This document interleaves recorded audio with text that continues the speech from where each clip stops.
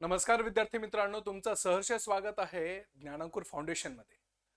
विद्यार्थी मित्रांनो, धर्म स्वातंत्र्य महत्त्वाचं आहे की एखाद्या व्यक्तीचं स्वातंत्र्य महत्त्वाचं आहे?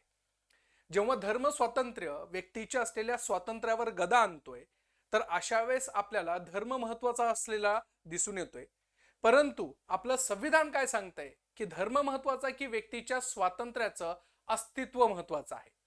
आणि हेच असं काही प्रकरण शबरीमाला ह्या इश्यूज मध्ये किंवा ह्या केस मध्ये ऑनरेबल सुप्रीम कोर्ट इथं अडकलेलं आपल्याला दिसून येतोय।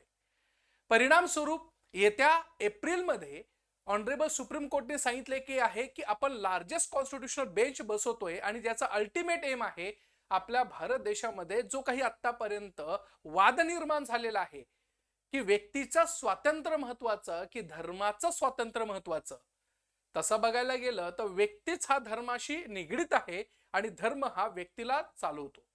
मग अशा वेळेस इथं आर्टिकल जे आहे ते आर्टिकल 14 महत्त्वाचे आहे का 25 महत्त्वाचे, ह्या सगळ्या गोष्टीवर आपण चर्चा करणार आहोत। Welcome to Gyanankur foundation. विद्यार्थी मित्रांनो, हे जे काही प्रकरण आहे शबरीमाला आणि शबरीमाला मध्ये एंट्री करण्यावरून असलेला हा जो काही वादंग उठलेला आहे, हा वादंग आजचा नाहीये। किंबहुना फक्त अशाच प्रकारचं असलेलं वादंग आपल्याकडं पर्टिक्युलर ह्या मंदिराभोवतीच फिरत नाहीये, तर इतरही गोष्टींमध्ये आपल्याला दिसून येत आहे। आपल्या भारत देशाच्या संविधानाने सर्व व्यक्तींना जीवन जगण्यासाठी आणि जीवनाची असलेली जी काही चाली रूढी परंपरा ह्या ज्या काही गोष्टींचा अधिकार दिला आहे, ह्या अधिकारामध्ये व्यक्ती स्वातंत्र्याला तेवढंच महत्त्व दिलेलं आहे आणि सामूहिक असलेल्या स्वातंत्र्यालाही तेवढंच महत्त्व दिलेलं आहे। मग अशा वेळेस मग एखाद्या व्यक्तीला स्वतःचं जीवन जगत असताना त्याला जे काही अधिकार भेटलेले आहे ते अधिकार आपण प्रोटेक्शन करायला पाहिजे का धर्माने दिलेले किंवा धर्माचे जे काही रूल्स अँड रेग्युलेशन आहे ते फॉलो होणं गरजेचं आहे, याच्यामध्ये थोडीशी द्विधा मनस्थिती निर्माण होताना दिसून येते। नेमकं प्रकरण काय आहे तर केरळामध्ये पर्टिक्युलर एक मंदिर आहे अयप्पा मंदिर, त्यालाच दुसरं नाव आहे शबरीमाला मंदिर। आता ह्या प्रकरणामध्ये बेसिकली झालं काय की आपल्याकडं इथं तिथलचे जे काही प्रॅक्टिसेस आहे, तिथलचे असलेले जे काही पर्टिक्युलर जे रिच्युअल्स आहे ते रिच्युअल्स फॉलो करत असताना 10 ते 50 वयोगटातील असलेल्या ज्या महिला आहे त्यांनी बिलकुलच एंट्री करायची नाही, अशा प्रकारचं असलेलं तिथलची एक प्रथा आहे त्या मंदिरामध्ये। का? त्यांचा जो गर्भगृह आहे त्या गर्भगृहामध्ये पर्टिक्युलर ह्या एज ऑफ ग्रुप पर्सननी एंट्री जर केली तर ते जे काही लॉर्ड अयप्पा आहे यांना त्या गोष्टी चालत नाही। मग जसं की आपल्याकडे नाही का मारुती मंदिरामध्ये एखादी महिला चालत नाही, किंबहुना आपल्याकडे तशी प्रथा होती शनी मंदिर जे आहे त्या शनी मंदिराचा जो चौथार आहे त्या चौथावर आपण महिलांना पहिले अलाउड नव्हतो करत। सेम अशा प्रकारची प्रथा पर्टिक्युलर ह्या शबरीमाला जी काही मंदिर आहे आणि त्यांची जी डायटीज म्हणजे मुख्य देवता जी अयप्पा आहे त्यांच्या असलेल्या गर्भामध्ये इथं महिलांना अलाउड केलेलं नव्हतं।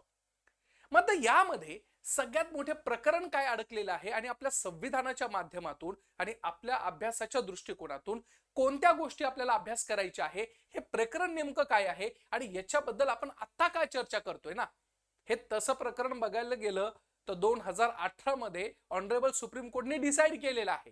परंतु 2018 नंतर परत 2026 मध्ये याची पुनरावृत्ती का होतीये, कारण की त्याच्या संदर्भामध्ये इथं द हिंदू न्यूजपेपर मध्ये अशा प्रकारचं आर्टिकल आलं होतं। त्या आर्टिकल मध्ये काय सांगितलेलं आहे, Sabarimala women's entry supreme courts 9 जजेस कॉन्स्टिट्यूशनल बेंच। आता बघा बरं शब्द काय आहे कॉन्स्टिट्यूशनल बेंच। कॉन्स्टिट्यूशनल बेंच म्हणजे काय, मोर दॅन 5 पर्सन्स तिथं बसणार आहे, म्हणजे ते किती होणार आहे तर 9 असणार आहे असं स्पष्टपणे सांगितलेलं आहे। To being review hearing from the April 7। शबरीमालाच्या संदर्भामध्ये परत एकदा इथं ह्या सगळ्या गोष्टी चर्चेला घेतल्या जाणार आहे। मग तुम्ही म्हणशाल सर 2018 ला व्हर्डिक्ट दिलेला आहे, ते व्हर्डिक्ट दिल्यानंतर परत त्याचा रिव्ह्यू का करताय ना? तसं बघायला गेलं तर ऑनरेबल सुप्रीम कोर्टनी जे काही निर्णय दिलेले आहे ते निर्णय एकंदरीत सर्वांना बंधनकारक असतात आणि त्याचं रिव्ह्यू पिटिशन करणं हे एकंदरीत त्या असलेल्या मॅटरमध्ये एक तर फॅक्च्युअल डेटा असणार आहे किंवा फॅक्च्युअल एरर असणार आहे, किंबहुना त्या गोष्टीचा असलेला उपयोग करत असताना कुठेतरी प्रॉब्लेम आलेले आहे। ह्या दोन गोष्टीच्याच आधारावर तुम्ही तुमचं असलेलं जे काही जजमेंट आहे ते जजमेंट तुम्ही रिव्ह्यू करत असतात. मग आता प्रश्न निर्माण झाला की ऑनरेबल सुप्रीम कोर्टने 2018 मध्ये ह्या प्रकरणामध्ये स्पष्टपणे काही गोष्टींचा निर्वाळा केला होता. मग परत तो रिव्ह्यू का करतोय याच्यावर आज आपल्याला चर्चा करायची आहे. आणि येत्या एप्रिल महिन्यामध्ये सगळ्यात मोठा लँडमार्क जजमेंट हे आपल्याला शबरीमाला प्रकरणामध्ये आपल्याला दिसून येणार आहे. मग सर, आपण अभ्यास करत असताना आपण कुठं फोकस केला पाहिजे? ह्या शबरीमाला ह्या प्रकरणामध्ये 4-5 आस्पेक्ट लपलेले आहेत. ह्या शबरीमालाच्या प्रकरणामध्ये पहिली गोष्ट आपल्याला काय अभ्यास करायचा आहे? आपल्याला अभ्यास करायचा आहे article 14 versus article 25 sub clause 1. कलम 14 आणि कलम 25(1) अंतर्गत हे जे काही कलम दिलेले आहे, तर ज्याच्यामध्ये आपल्याकडे पर्टिक्युलर जे काही कॉन्फ्लिक्ट्स निर्माण होत आहे त्या कॉन्फ्लिक्टचा असलेला आधार आपल्याला घ्यायचा आहे. सोबतच याच्यामध्ये अजून कोणते कोणते आर्टिकल लपलेले आहे, तर आर्टिकल 21 आणि त्या स्वरूपाच्या बाबतीमध्ये आर्टिकल 25 चा इथं कॉन्फ्लिक्ट आपल्याला दिसतोय. म्हणजे आपल्याला इथं अशा प्रकारे बघायचं आहे की इथं इंडिव्हिज्युअल राईट्स, वैयक्तिक अधिकार वर्सेस कम्युनिटी और रिलीजियस जो राईट आहे किंवा ज्याला आपण म्हणतो धार्मिक अधिकार आहे, यांचे भांडणं झालेले आपल्याला दिसून येत आहे.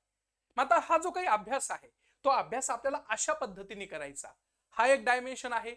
दुसरं एक डायमेन्शन काय आहे ह्या शबरीमालाच्या प्रकरणामध्ये, जो की आपल्याला अभ्यास करणं फार गरजेचं आहे, तो म्हणजे काय, सगळ्यात इम्पॉर्टंट आहे तो म्हणजे आपल्याकडचं जे काही सेक्युलरिझम आहे, ज्याला आपण धर्मनिरपेक्षता म्हणतोय, ही धर्मनिरपेक्षतेची जी व्याख्या केली आहे ना, याच्यावर प्रश्नचिन्ह निर्माण होत आहे. धर्मनिरपेक्षतेच्या असलेल्या गोष्टींचा वापर करत असताना आपल्याकडे जो काही स्टेट आहे, सरकार आहे, हे सरकार तुमच्या धर्मामध्ये ढवळाढवळ परत करू शकतो का आणि कोणत्या लेवलपर्यंत इथं ढवळाढवळ करण्याचा अधिकार आहे. ह्या सगळ्या प्रकरणामध्ये जर आपण बघायला गेलं ना, तर हे दोन मुख्य मुद्दे आपल्याला शबरीमाला प्रकरणामध्ये आढळून येत आहेत. म्हणजे एकंदरीत जर आपण नीट बघायला गेलं तर आपल्याला लक्षात येत आहे की हे प्रकरण साधी नाहीये.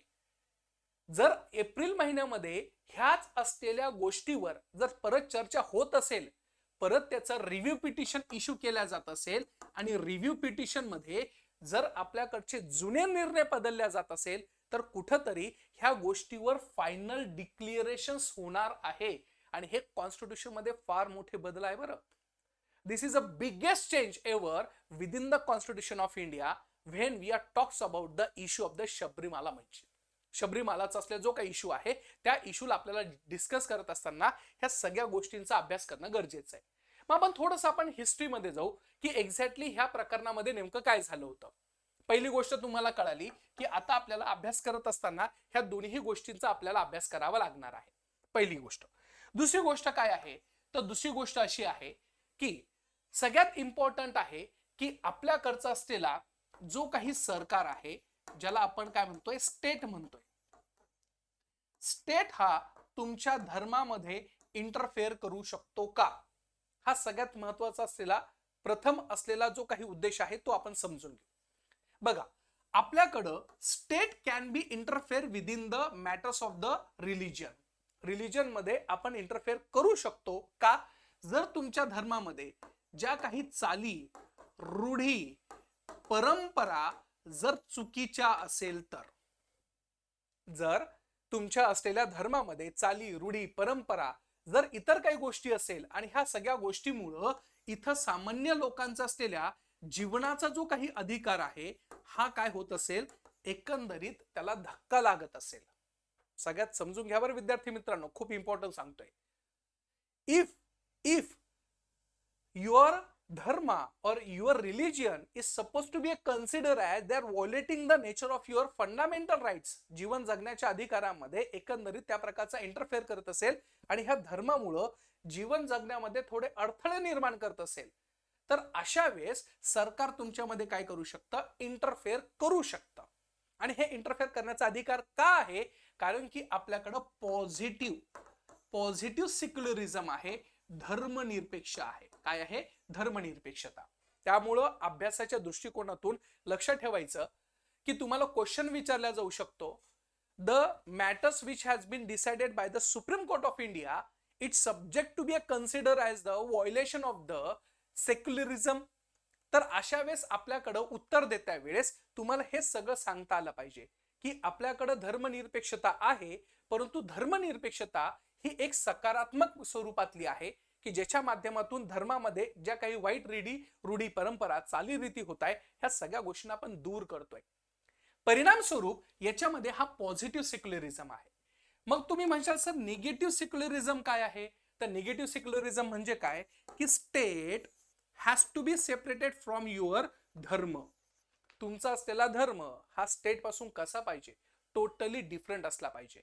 State should not be interfere with in the matters of the religion and religion should not be interfere with in the matters of the state. State आणि धर्मामध्ये बिलकुल इंटरफेअर होता कामा नाही. हा त्याचा काय आहे? मूळ संबंध आपल्याला तिथं दिसून येतोय. परिणाम स्वरूप ह्या सगळ्या गोष्टींचं जेव्हा आपण अवलोकन करतोय तर हा पहिला असलेला डिसाइडिंग फॅक्टर्स आपल्याकडे शबरीमाला प्रकरणामध्ये केलेला आपल्याला दिसून येतोय. 2018च्या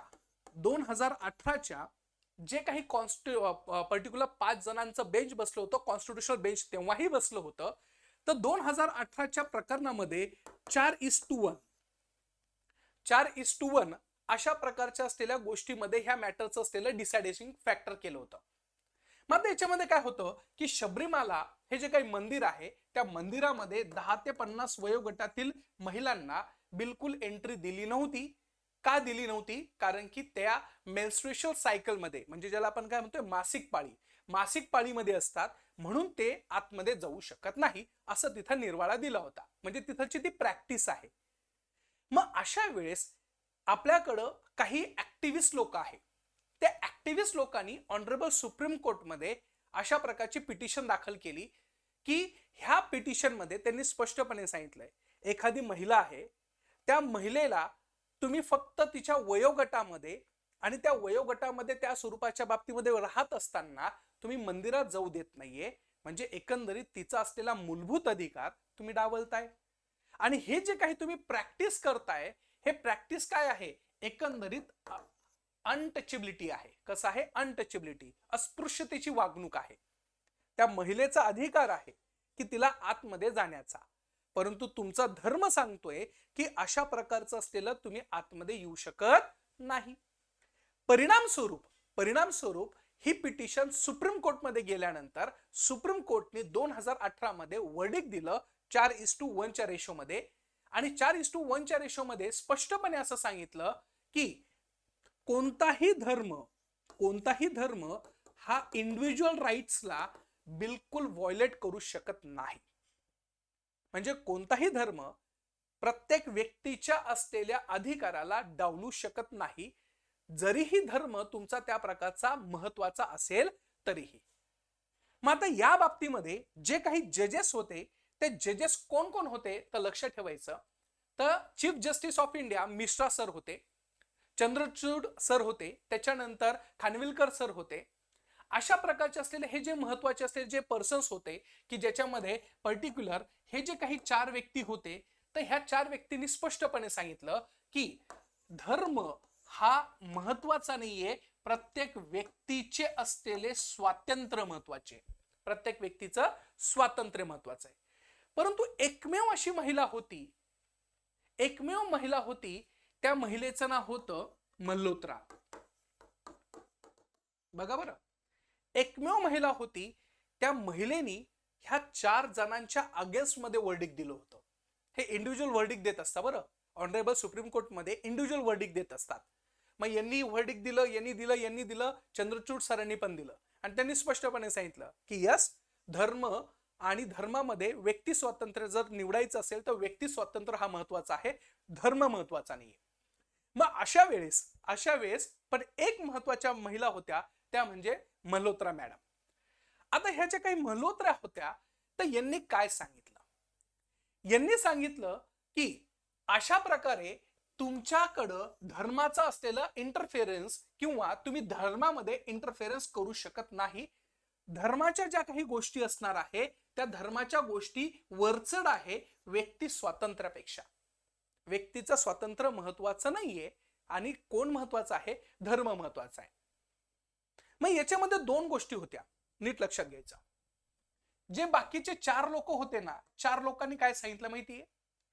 4 लोकांनी एक शब्द वापरला, तो शब्द खूप महत्वाचा आहे.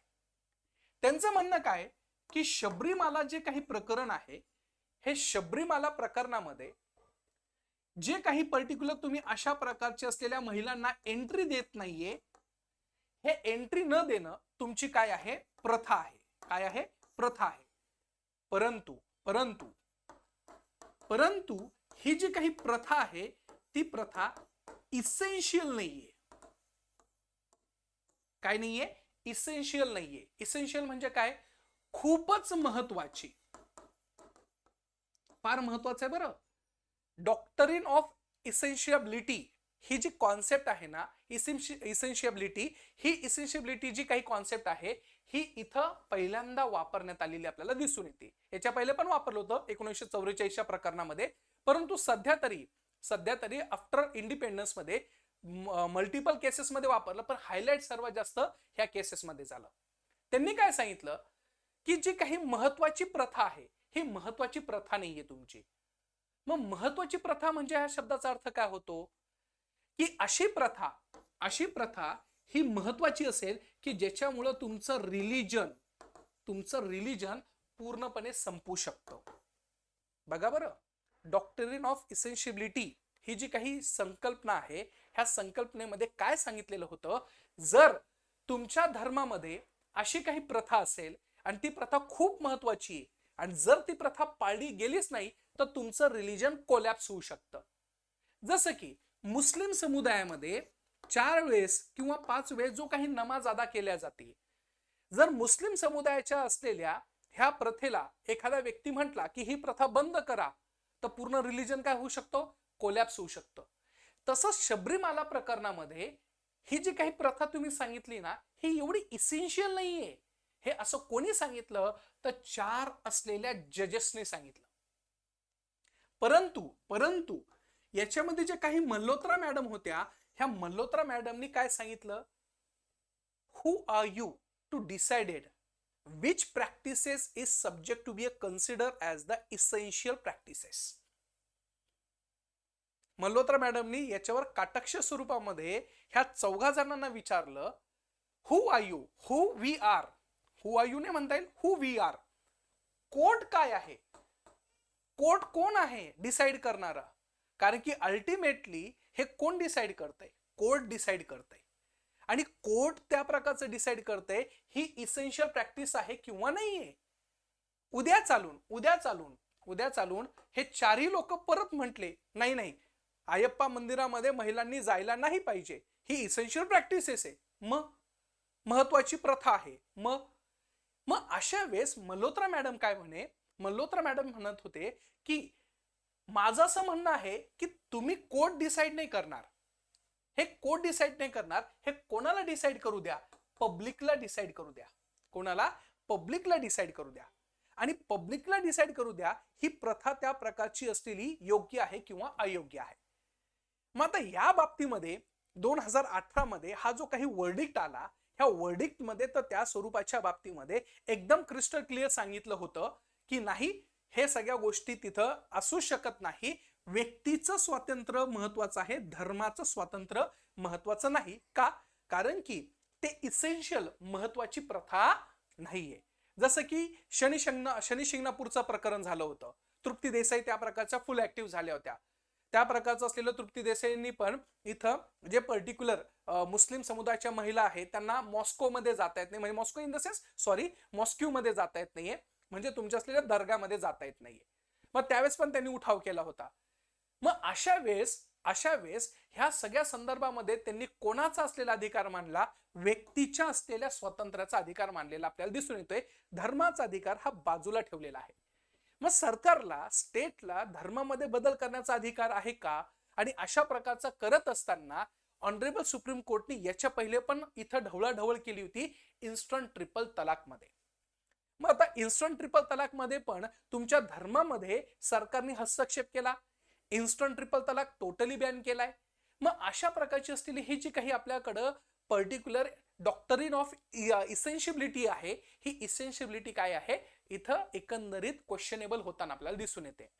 मग हे जे काही डॉक्टरीन ऑफ इसेन्शिबिलिटी आहे तिला परत एकदा रिव्ह्यू केला जाणार आहे. कोणाकडनं? तर आपल्याकडच्या असलेल्या जजेसकडनं. मग आता इथं सगळ्यात मोठा टास्क काय माहितीये? सगळ्यात मोठा टास्क असणार आहे एप्रिल महिन्यामध्ये. सगळ्यात मोठा टास्क असणार आहे एप्रिल महिन्यामध्ये आपल्याला काही गोष्टी क्लिअर होणार आहे. काही गोष्टी क्लिअर होणार आहे आणि ते कोर्टाला करावंच लागेल. काय कोर्टाला करावं लागणार आहे? पहिली गोष्ट काय असणार आहे की individual rights is the most important और your religious right is the most important. धर्माचे अधिकार तुमचे महत्वाचे आहे का तुमचे असलेले individual rights is the most important? हा सगळ्यात पहिला जो काही आर्टिकलचा असलेला संदर्भ आहे, आर्टिकल 14, 21, 17, त्याच्यानंतर त्या स्वरूपात असलेला 25, हा सगळ्यात पहिला असलेला मॅटर तिथं सॉर्ट आउट होणार आहे. हे एप्रिल महिन्यामध्ये होऊ शकतं कारण की याच्यामध्ये क्रिस्टल क्लिअरिटी असणार आहे. कारण का? कारण की सरकारच्या असलेल्या धोरणामध्ये किंवा सरकारने अशा प्रकारचं इंटरफेअर करायचं का आणि हे इंटरफेअर कोणत्या लेवल पर्यंत असलं पाहिजे. कारण काय याच्यामध्ये अजून एक गंमत आहे तुम्हाला सांगतोय. आपल्याकडे धर्म स्वातंत्र्य दिलेलं आहे 25 कलमांतर्गत, बरोबर आहे. 25 ते 28 मध्ये 25 मध्ये काय सांगितलेलं आहे? 25 मध्ये असं सांगितलेलं आहे कोणताही व्यक्ती त्याचा धर्माचं पालन करू शकतो. पालन करत असताना त्याला अधिकार आहे प्रॅक्टिस, प्रोफेस, त्या प्रकारचा असलेला तो कोणत्याही गोष्टीचं असलेलं प्रोफेस करू शकतो, प्रॅक्टिसेस करू शकतो, त्याचं असलेलं प्रोपोगेशन करू शकतो. म्हणजे त्याला स्वतःचा धर्म दाखवण्याचा, पाळण्याचा आणि सत्सद विवेक बुद्धीने जगण्याचा अधिकार आहे.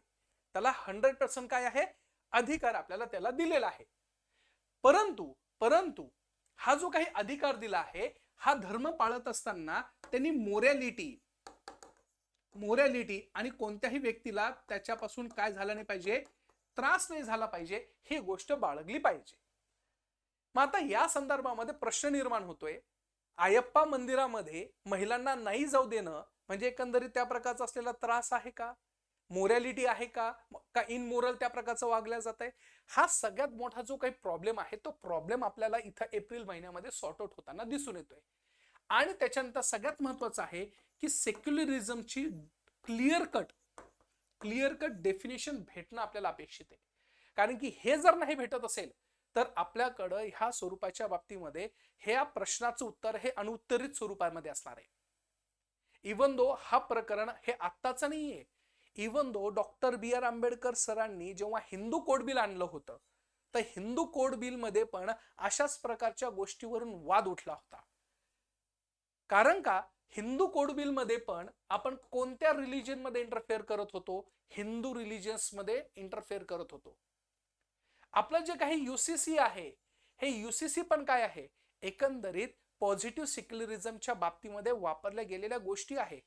मग अशा पद्धतीने ज्यावेळेस आपण बघतो तर त्यावेळेस आपल्या लक्षात येत आहे की यामध्ये हे जे काही हिंदू आहे किंवा त्या प्रकारचं असलेला अदर कास्ट आहे, ह्या कास्टमध्ये इंटरफेअर करण्याचा अधिकार आहे का? आणि हा जर अधिकार आपल्याकडं स्टेटला दिला जात असेल तर स्टेट कोणत्या लेवल पर्यंत इंटरफेअर करू शकतो हे येत्या आगामी एप्रिलमध्ये आपल्याला कळणार आहे. त्यामुळे विद्यार्थी मित्रांनो, अभ्यास करत असताना ह्या डेप्थ पर्यंत तुमचं असलेलं नॉलेज असलं पाहिजे, तरच तुम्हाला याच्यामध्ये मजा येणार आहे. ठीक आहे, इथपर्यंत थांबूया. याच्यामध्ये काय प्रकरणामध्ये उत्तर येतंय हे आपण लवकरच बघूया. Thank you so much.